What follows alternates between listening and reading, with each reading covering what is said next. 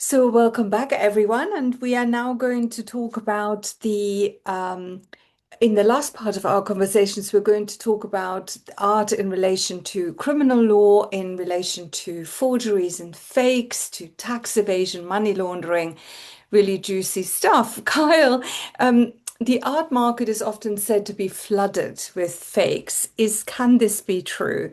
And what are the consequences for auctioneers and gallerists if they're seen to be complicit or found to be complicit in passing off a forgery or a fake?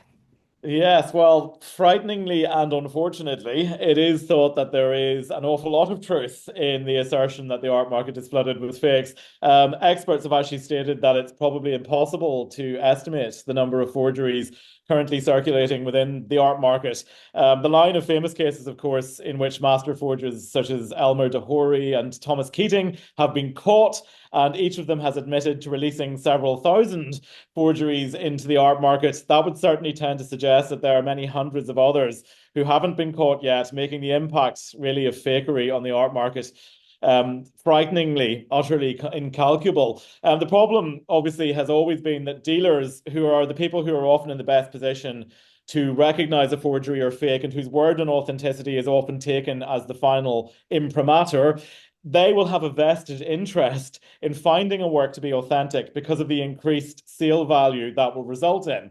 There's thus been a long established, seemingly widespread, but quiet practice in the more unscrupulous ends of the art market to turning a blind eye to what are sometimes very obvious fakes in order to gain financially from their sale. The press, of course, trumpets those caught in that practice, such as the venerable Noodler Gallery in New York, which was actually forced to close in 2011 after 170 years, when it was revealed that it had sold more than 60 fake works, purportedly by Robert Motherwell, Jackson Pollock, and Martha Rothko, by turning a complete blind eye to the origins of where those works were actually coming from. Turns out they were being painted by a guy in Queens and by the hundred and spewed out. But in any case, but for every one gallery like the Nerdler that's caught, there are probably several hundred who've gone completely unnoticed. Here in the UK, the quiet collusion of the art world and that criminal activity gave rise, I think, to the really fascinating case during the 1970s of someone who became quite a celebrity actually within the UK, Tom Keating. Now, he was a working class Londoner who managed to get himself a job as a self taught art restorer in a very well known Wayfair gallery. Often, when he was restoring a picture, his bosses would sort of ask him to enhance the image. So, if there's a big tear across a painting, they would say, fix the tear and maybe improve the image a bit. Paint on a child, perhaps, or people dancing around a maypole, something that would make the picture more saleable. Keating did this for a couple of years and then discovered that even though he was being paid an absolute pittance and was struggling to live in London, the enhancements that he had made to the picture were being used by the gallery to put huge markups on the paintings. He also discovered, parallel to that, that several pastiche works that he had created in the style of the artists whose work he had been restoring. And these works, these pastiches, he'd given these as gifts to his boss, that they were suddenly turning up in galleries further down Bond Street as originals and being sold for thousands and thousands of pounds. So he got absolutely enraged by this as a sort of, crusader for the working class and set out really on what can only be described as a crusade to discredit the entire London art market by flooding the market with fakes in the style of great masters of the 19th and 20th centuries. Now, he did not do this for profit. He very rarely made a profit on his works. Generally, he gave them away to an acquaintance and just told them to go to a gallery and say, I found this in my attic. What's it worth? And when they went into the galleries, of course, the galleries were very pleased to say, oh, that is a work by the 19th century artist Samuel Palmer and is worth hundreds of thousands of pounds. He also deliberately left very obvious errors in the works, which any reasonable gallery owner should have noticed. In particular, he always painted his works on a surface impregnated with glycerin, so that if solvent was applied to the painting at all, the painting would actually dissolve and it would be very obvious it was not an original work. By the time he was caught in 1977, he claimed to have released in excess of 2,000 works into the London art market, only a handful of which have ever been identified. In fact, he produced so many fake works in the style of the 19th century Canadian artist Cornelius Krieghoff that the number of Keating's fakes is now thought to outnumber Krieghoff's originals. And for many years, no auction house would catalogue a work as being by Krieghoff, listing them instead as School of Krieghoff, making them virtually impossible to sell. That actually reminds me of the in the wine market. There was a particular wine forger who would basically put different wine in bottles and then make up labels. And there's a famous case of the Jefferson bottles, which were apparently and so there are still lots and lots of, and in fact, there's more 1982 Chateau Lafite out there than there was ever 1982 Chateau Lafite Rothschild ever made. And so that's just an example of that, of even that in another medium. Absolutely bonkers, but absolutely true as well, because most buyers of kind of fine wines don't actually buy them to drink. They buy them to store as an investment. Sure. You're never going to know what's in the bottle. And so that's even more at risk than the art market. But the art market certainly is very at risk with this. So, of course, just talking about Keating, he was charged with conspiracy to defraud when he was caught. But he came to court and pleaded in defense that he had never intended to defraud anyone and had never actually held the paintings out to be originals. He just would get one of his friends to go into a gallery and say, look what I found in my shed, what's this worth?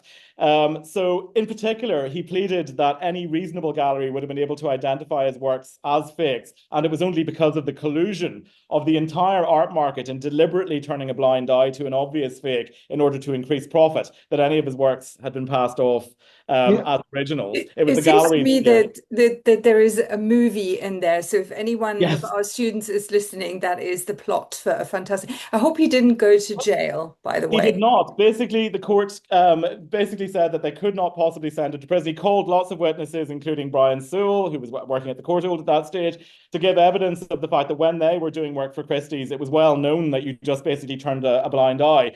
As a result of that, the court really, it's very clear the judge was aware of the fact that who was guilty here was not him, but rather it was the galleries themselves. So in the end, the case was adjourned because of Keating's old age and infirmity and never reconstituted. But I can tell you his old age and infirmity didn't hold him back much, because after the case, as I said, he became this sort of Robin Hood character, made several documentaries for the BBC about forgery, wrote several books, and then went around the world on a lecture tour telling everyone about what he had done and completely discredited the London art market. By the way, I want to say that you mentioned the Knoedler gallery and the sales of what was apparently fake Rothkos and Motherwells and Pollocks and the like. Mm-hmm. And there were a couple of things going on there also, because first of all, there's a great documentary, I think it was on Netflix, called Made You Look.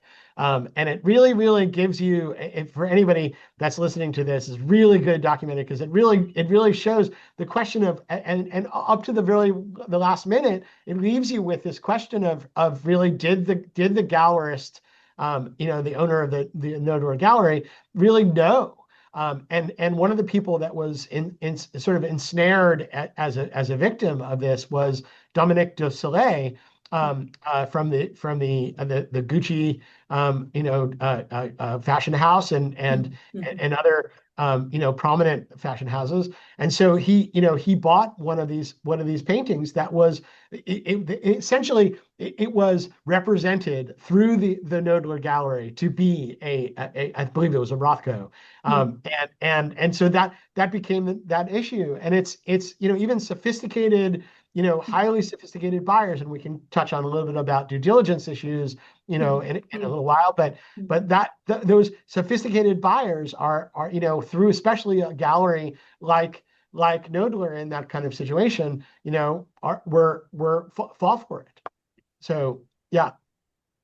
This is so interesting. And I just want to ask you both, is it then in addition to the example of Keating, maybe, who, well, not quite the same, but is it ever possible to sell an inauthentic or even a looted artwork in good faith? Is that ever possible? Well, certainly in UK law, there's two issues there. The first one being looted art. Looted art is in effect stolen art. So just as we said in our little discussion about stolen art, title never passes in that particular case. It's likely that the purchaser will have to return that to its original owner, and the purchaser will then sue the gallery or the auction house. So you do need to be. So it's not possible to sell looted art in good faith. With regard to That relates Kyle, that relates to title. And yeah. we talked a little bit, but for criminal liability, and I kind of want to be, I was trained as a prosecutor, and I want to be clear about that for criminal liability, that whether a sale was in good faith, and some of the touchstones of that really may impact greatly whether there's potential criminal liability or civil fraud liability. And so those issues, like whether it was an intent to deceive, the extent to which the seller or the consignee did due diligence, and we can talk about that later. But whether there was reckless disregard of obvious red flags, like gaps in provenance and all sorts of things, whether they took reasonable steps consistent with their role. And those are crucial issues that would be looked at for particularly for criminal liability issues. Oh, absolutely, and you're absolutely right. Whilst a stolen piece of art will have to be returned to its original owner, in terms of actually prosecuting the person for passing off, for instance, stolen goods, or for dealing in stolen goods, criminal liability for that has to be actual knowledge in the UK. So if you were genuinely in good faith, you could not be found guilty of that. But as you said, not only do you have to show that the person has actual knowledge, they could have been reckless or negligent in not applying due diligence, and that's how you would get them criminally liable. So yeah, absolutely right. In terms of criminal liability, if you are genuinely in good faith, you will not be prosecuted. With regard to innocent sale of misattributed works, the law is a bit more wide-ranging and a bit more strict in terms of imposing liability. So technically, yes, you can sell it in good faith and pass good title to the buyer, even if it's misattributed. But the idea of good faith does not protect you from future legal liability should the buyer later become aware of the fact that the work was a fake. So it will merely impact the remedy open to the buyer. If the misrepresentation is innocent, you can rescind the sale, reimburse the buyer of the purchase price, and take the object back. If it's held that you actually knew or ought reasonably to have known that the artwork was a fake, you will additionally be liable for damages for any costs which flow from that misrepresentation, even if they weren't reasonably foreseeable. So you could be liable, for instance, for paying the costs of a subsequent sale if that had happened to the artwork. And I mean, this is why most auction houses are critically keen to include waivers in their terms and conditions as to attributions. As long as they take all reasonable steps that would be taken by any reasonable auction house in their position to properly attribute the work, they will be protected. And that's why you see these waivers being put in nearly all the terms and conditions of auction houses these days, is to protect themselves from a future reattribution of the work away from the person they said it was from. So due diligence is clearly something we're going to talk about in a minute. Steve's going to talk to us about this, but just very briefly, Carl, if we think about money laundering, using art to launder money, why is the art market such high risk for this threat, for this practice? Yeah, well, absolutely. I mean, there's no denying now that the art market is high risk for this and is actually now viewed to be as high risk as a financial institution like a bank or a hedge fund. So in 2020, for instance, the National Risk Assessment here in the UK identified the art market as particularly very high risk. And there were several reasons why they said they were doing that. Firstly, and most importantly, art has a subjective value which varies dramatically and fluctuates dramatically in the normal course of the art market. So it's very difficult when you're looking in at the art market to identify when a transaction should be viewed as suspicious. It's not like someone buying a gold bar for £1. If a painting plummets in value, that can happen in the normal course of the art market. So how do you identify when someone is doing something suspicious? Secondly, and Steve has touched on this a couple of times, the art market is notoriously secretive. Sellers often require complete secrecy as to their identity, and they often act through trustees or intermediaries or agents. So it's very difficult to to actually identify who actually owns the artwork in the first place. That kind of secrecy can give rise to the ability to launder money through the sale and movement of art.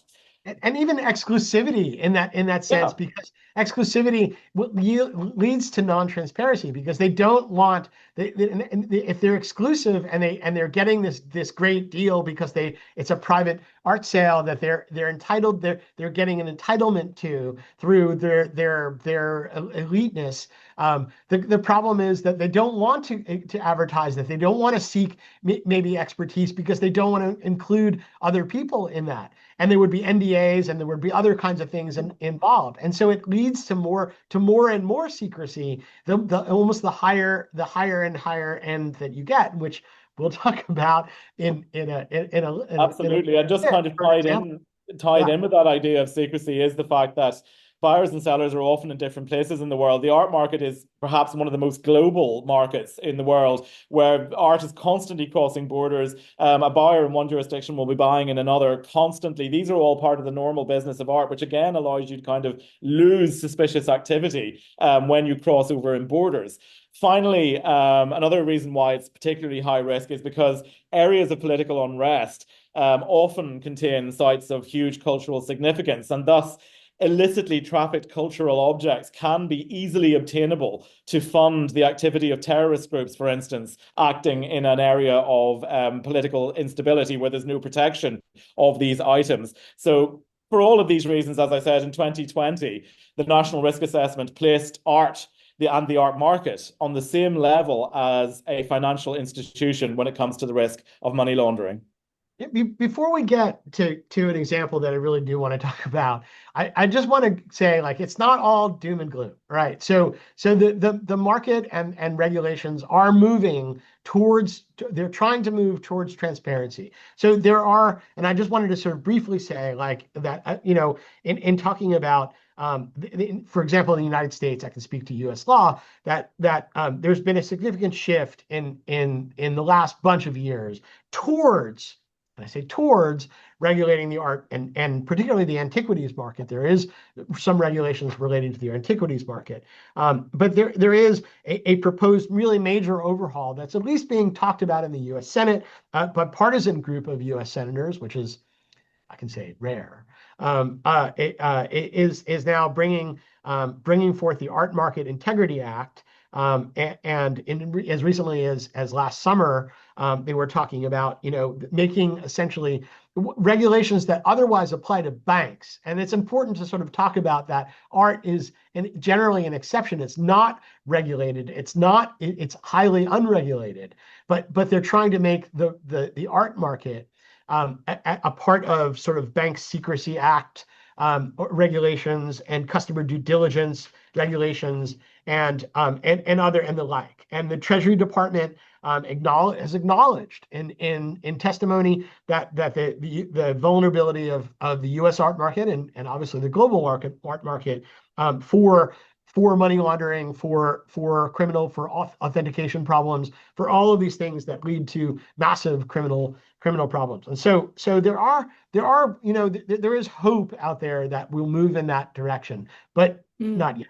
Not yet, but we'll meet again in 5 years and take stock. In the meantime, I'm trying to share my screen so that we can see your example, which is such a fascinating case, the Wildenstein case.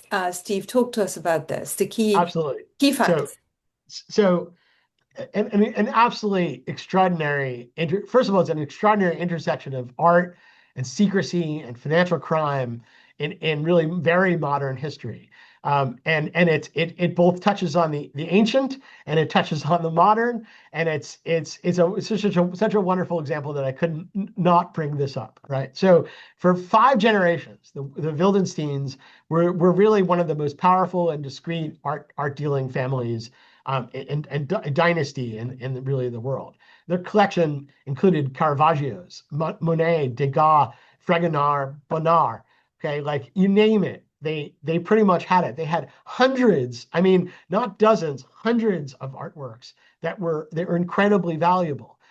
so vast and so fragmented across continents that insiders described it as essentially a moving target. This all came to light, and a lot of this wasn't really known exactly the extent of their holdings. A lot of this came to light after the death of the modern patriarch Daniel Wildenstein in 2001. And his widow, Sylvia, interestingly enough, this came to light after she had 69 horses, thoroughbred horses. And she noticed, somebody told her from her stable, that suddenly the ownership of these horses changed to a series of trusts and companies. And she was wondering what happened to her horses. And she started to inquire about this. And she hired a lawyer, a French lawyer, Claude Dumont-Begy, really turned out to be an outstanding, dogged, excellent lawyer in this situation, and uncovered really an elaborate global network of offshore trusts, shell corporations, secret bank accounts, Freeport storage facilities. I just want to explain what that is. So the Geneva Freeport is the largest Freeport in the world. It's the size of 20 football fields put together. That's huge, right? It's close to the airport. I've seen where it is, and so it allows in that jurisdiction, it allows you to ship art to a Freeport. It never touches that. It never is imported, so it never faces tax issues. It is essentially held for all purposes in that Freeport as if it were still in transit. It's included as a still in transit work. And so it is, as you can imagine, the subject of great amount of quite frankly, abuse. Not to say that anyone that has their work in a Freeport is a criminal, of course not. But it is certainly, it leads to abuse. So the structures that the Wildenstein family, and it was as this lawyer sort of essentially unraveled, was that it included trusts in the Bahamas, in Guernsey, in the Virgin Islands, and artworks were stored in nuclear bunkers. No kidding. I mean, talk about a movie in waiting. Nuclear bunkers in the Catskills in New York, in warehouses in New York and Geneva, and tax-free zones, and again Freeports, right? And it was a series of like stacked companies where a company owned another company, owned a trust, had interest in a trust, and other corporations. French prosecutors ultimately built a case accusing Daniel's sons, Guy and Alec Wildenstein, of orchestrating what the prosecutors called the longest and most sophisticated tax fraud in modern French history. And they argued that the family had essentially concealed like massive assets after Daniel's death, and then after Alec's death in 2008. Sylvia, the widow, ended up dying. There was an acquittal. And then, believe it or not, the appellate court in France reversed that acquittal, which I'm not sure that could happen in the U.S., but reversed that acquittal, and they essentially back in 2023. So this is very modern. Tried him again, and Guy Wildenstein was finally convicted of tax fraud in March 2024, tax fraud and money laundering. He received a 4-year sentence. So half suspended, half under house arrest. So Steve, this is such a fascinating, another big movie. I can see it. I can totally see the tax evasion issue. Where does the money laundering come in? Just very briefly. Sure. So first of all, a lot of these works were used as collateral for loans and other kinds of things. And it was an excellent way through art, and art in general, not just the Wildensteins, of course, but art in general, it lends itself so much to money laundering because you can place a value. What is the value of a piece of art? A piece of art is a private sale, and you can place a value on it and easily wash money, not just through that private sale, but through multiple offshore transactions and offshore companies and shell companies and the like, and hide money in that way. So it's all the anti-money laundering the tax evasion and outright fraud really are all really often tied together into the same sort of universe. And I just want to mention that there's a New York Times, if you want to learn more about the Wildenstein case, there's an excellent New York Times article. If you just Google the Wildenstein case and the New York Times, it'll come up. And there's a series of articles, but one in particular talking about the story that almost you can't even imagine that it's actually true. Life is often stranger than art, right? Yeah. And this super interesting case also has a lot to teach us. And It does. you've put together this slide for us, how this case will reshape the future art market. Well, what I predict, and based on articles that I've read, and based on looking at sort of trends, including what's even in the U.S. Senate, what they're talking about in the U.S. Treasury, and all throughout the world. I think that people and countries are really starting to recognize the level of this, because the Wildensteins were, as I said, as prominent a family as you could get, and all of this was alleged and proven in court. So I want to make sure that that's clear, that I'm basing that on the case, and I'm basing that on articles and discussions that I've seen. But what I believe will happen. And I'm hopeful about that. I'm cautiously optimistic, but I'm hopeful that this will happen, that it will lead to increased transparency, that it will lead to, and we'll maybe perhaps in the last section of this, we'll talk a little bit about like due diligence issues and the like. But I think that will lead to buyers and institutions to demand really verified beneficial ownership. And I just want to talk about that very briefly, that the really what it came down to in the Wildenstein case was that all of these corporations, these shell corporations, these trusts, all of these things, ultimately the beneficial ownership, the real ownership, the people that were benefiting from all of this, what were Alec and Guy, and the Wildenstein family. And so that is an important part of that. I also think it'll lead to what I list the acronyms. So AML, anti-money laundering, and KYC. That's important. So know your customer. Know your customer is sort of a concept that banks have understood going back for really quite some time, for I dare say centuries. And so that know your customer, who are you lending to? Who are you talking to? Who are you doing business with? I think all merchants really understand that concept, but I think particularly in the art market, because of the problems that we have identified, that there's obligations across. I think it will lead to obligations across public and private art transactions for museums as well. I think that provenance and location disclosure, people are understanding with some of the Nazi-looted art in particular, but there are many other examples of that. The disclosure expected for high value works, and what that would look at, and what's necessary to look at in that situation. And I am hopeful that governments ultimately will tighten regulations, and that there will be laws that pass and are put in place as tighter regulations. This is an absolute I would say a friction between what we've continually said throughout these interviews about the prominence that the art market places in secrecy and privacy and discretion and exclusivity.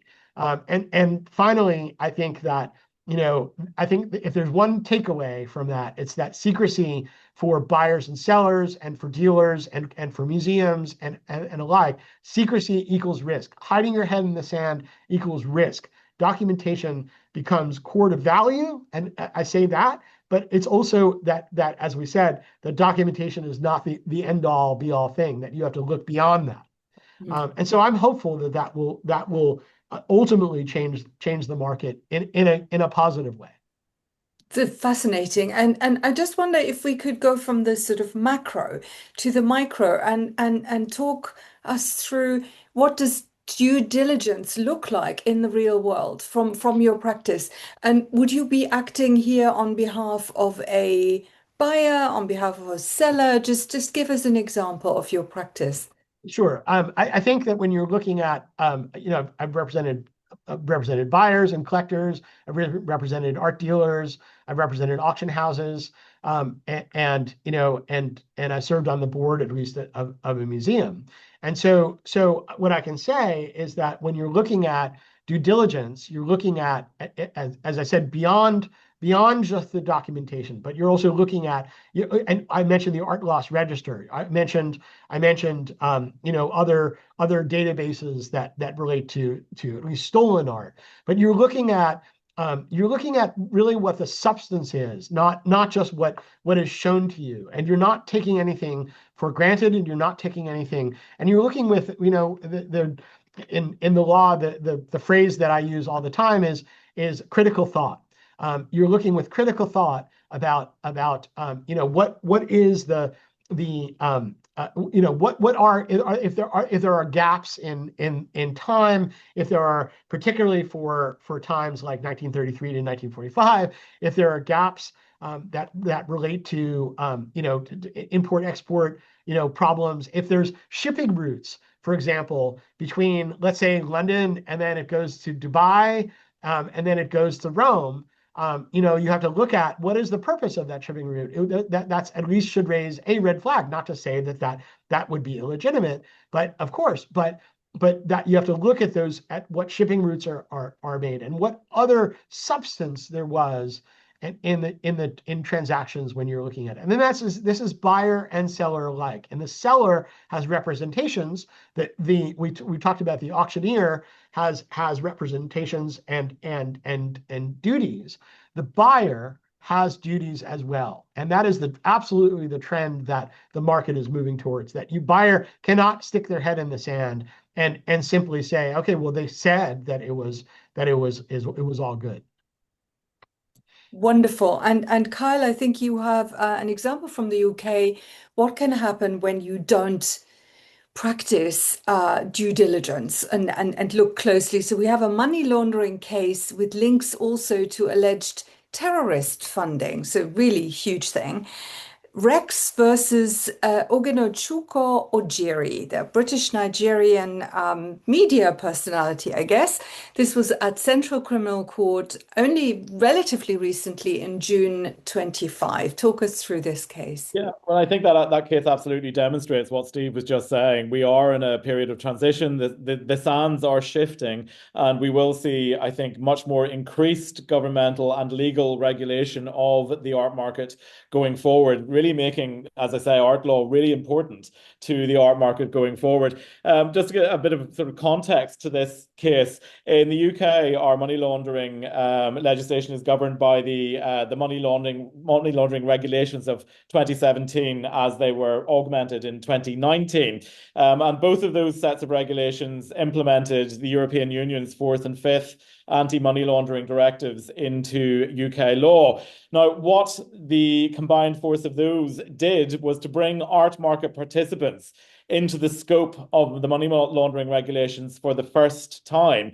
Prior to those regulations, really, the art market was seen as being very separate from the financial markets. So, as Steve was saying, for centuries, banks have been subject to regulation to prevent money laundering taking place in financial transactions. It's now very firmly recognised that the art market is somewhere that's at high risk for that. And what has happened in this particular case is a very good example of how seriously the courts are actually taking these regulations and using them as a means of preventing and disincentivizing criminal activity. So just to say, pursuant to the regulations, as Steve was going through there are a series of due diligence steps that any seller of an artwork or a series of artworks in connected transactions worth more than 10,000 euros must do. So the things that a person selling an artwork more than 10,000 euros must do include registering that sale with HMRC. They must verify the customer's identity, understand the purpose and nature of the transaction, and conduct ongoing monitoring of the relationship and what's happening with the transaction. Most importantly, they must report suspicious activity. So if at any point during that transaction to sell a work of art or series of works of art worth more than 10,000 euro, if at any time during that transaction there's a suspicion raised, you have to immediately report that suspicious activity to the National Crime Agency. Now, under the regulations, there was you're liable to a conviction of up to 14 years in prison.